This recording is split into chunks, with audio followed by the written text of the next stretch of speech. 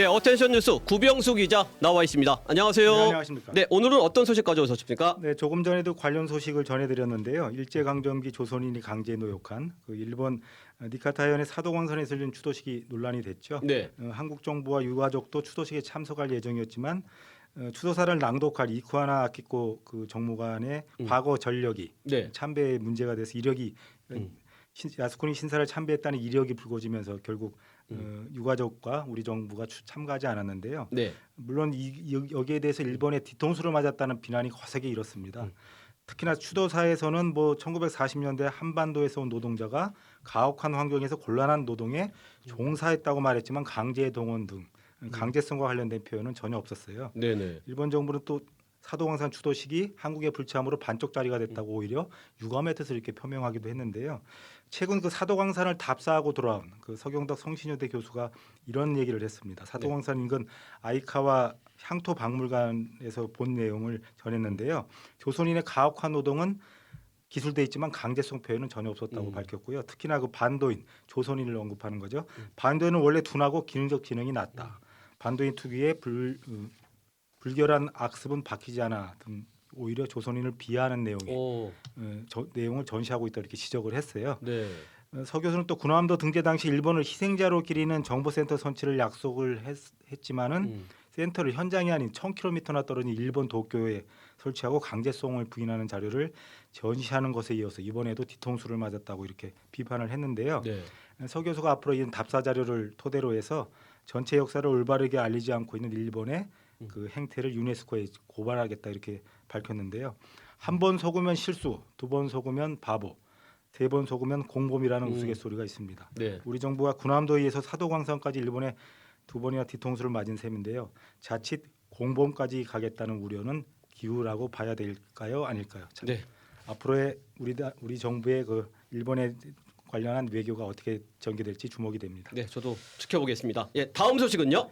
네, 최근 고용노동부 산하 한국산업인력공단 그 이우영 이사장이 소셜 미디어에 쓴 글이 논란이 됐었어요. 네. 동덕여대로 추대되는 디귿 여대를 가리키면서 블라인드 채용 제도를 할지라도 가능하다면 이 대학 출신을 걸러내고 싶다 이렇게 말을 했고요. 심지어 이 대학 출신 며느리는 절대 받아들이지 않겠다고도 적었습니다.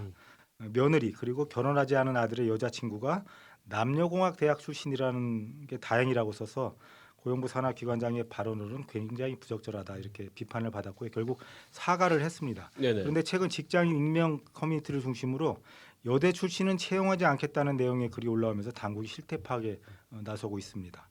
여대 출신 그 채용과 관련해서 인사팀이 필터링이 이미 시작이 됐다는 댓글도 있었고요. 네. 동덕만 보이면 바로 탈락이다. 5년 전부터 여대는 많이 거르고 있다. 이런 댓글이 그 동덕여대 시위 관련한 글에 붙었어요. 익명 온라인 커뮤니티에 올라온 글이기 때문에 진위 여부는 확인하기 어렵습니다만 여대 출신에 대한 편견 그리고 잘못된 정보가 유통될 경우에 고용의 남녀 차별뿐만 아니라 남녀 공학과 여대를 나눈 일까지 벌어지지 않을까 이렇게 우려스러운데요. 네. 현재 고용 시장이 꽁꽁 얼어붙었습니다. 하는데 벌써 이런 일이 벌어지면 더군다나 엎친 데 덮친 격이 될 것 같고요. 앞으로 이런 일은 좀 진위가 가려지지 않았지만 이런 일은 좀 퍼지지 않았으면 좋겠네요. 네. 동덕여대는 남녀공학 전환 추진을 놓고 몸살을 앓았는데 기관장의 발언으로는 적절치 않은 것 같습니다. 다음 소식도 전해주시죠.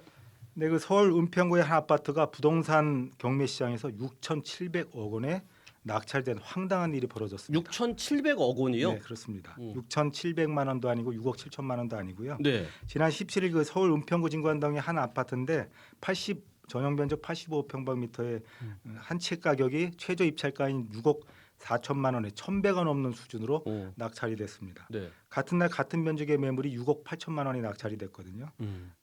터무니없는 가격. 결국 뭐 실수란 걸 여실히 알 수 있는데요. 그렇겠네요. 응찰자는 6억 7천만 원을 써내려다 실수로 영자 3개를 더 붙인 셈 이렇게 붙인 것으로 추정이 됩니다. 이 때문에 지난달 15일 한 차례 이 아파트가 15일 날 한 차례 유찰이 됐고요. 감정가의 80% 수준인 6억 4천만 원에 이렇게 다시 나오고 하는데요. 결국 6억 7천만 원의 그 낙찰을 받기 위해서 응찰가를 쓴 건데 공을 3개를 더 붙인 거죠. 예. 낙찰자가 이 금액에 계약을 할 수는 당연히 없습니다. 결국 10%를 입찰 보증금으로 냈는데 6억 6,400만 원을 그냥 허공에 날리게 됐습니다. 그렇군요. 은행에서 대출 받을 때 대출 금액을 숫자와 함께 한글로 쓰거든요. 네. 부동산 경매 때도 이 같은 일이 실수가 벌어지지 않도록 이렇게 한글로 쓰면 좋겠네요. 네, 여기까지 듣겠습니다. 구병석 기자 수고하셨습니다.